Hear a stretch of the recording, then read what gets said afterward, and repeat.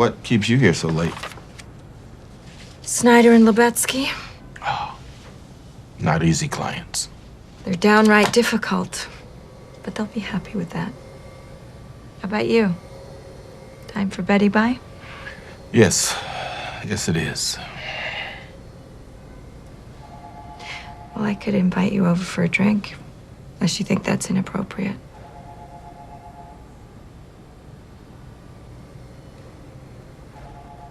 We'll take your car.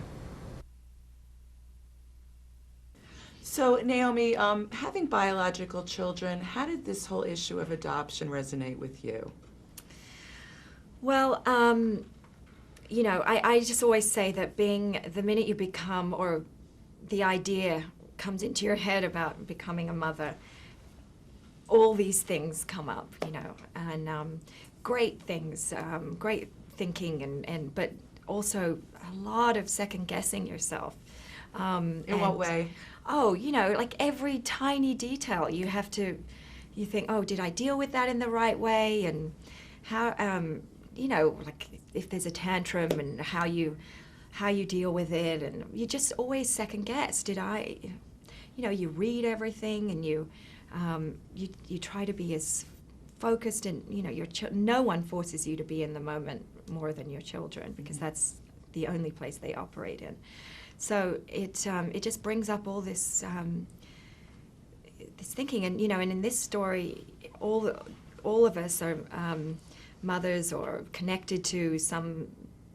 I mean, it's telling the story of the mother relationship, and it just brings up all the complexity. I mean, Carrie's trying to be a mother. She wants to be a mother, and then suddenly she learns she can't, and you know, it brings up all this self-doubt. I'm not enough if I'm not a mother, and then I'm so convinced that I don't ever want to be a mother because I'm not connected to my mother, and then Annette's character is trying to find her daughter, and so it's just there's a lot of complex and tragedy in these stories, and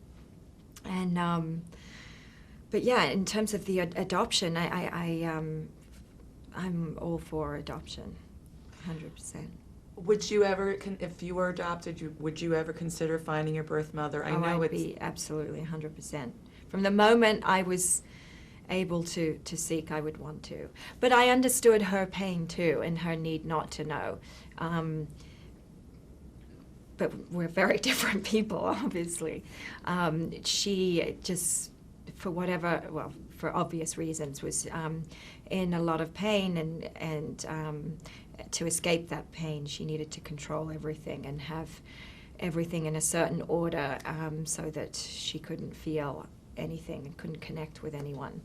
Was that your real pregnant belly in that scene? It was. Oh my goodness! Yeah, we stole a shot. I mean, basically, once we found out we were all going to do this together, we tried to hurry it along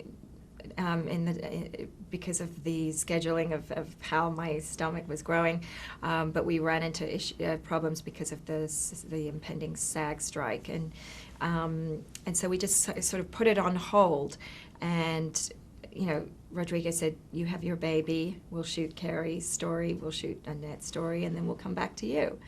And it was quite an early time to go back to shoot.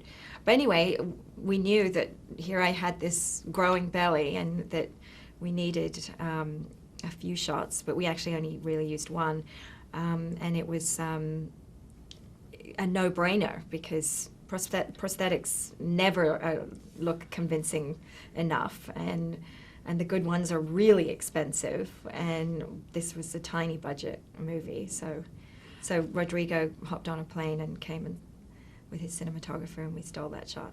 Gorgeous! Yeah. It's a very interesting moment in the film for me. When I watch it, I get kind of emotional, you know, because it was that moment between me and my baby, and you even see a little bit of movement. I don't know if you noticed that, because I drank my iced water and shook him up.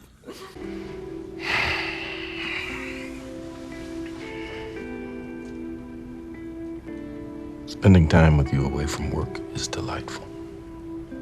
It's more than delightful. In fact, since you landed here, I can't tell if I'm coming or going. You want what you want. I like that. In fact, your willfulness is a great part of your charm. But it's getting a little scary for me having these feelings. I'm going to have to bow out.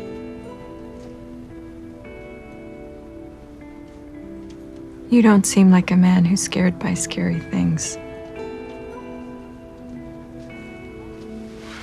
It's precaution.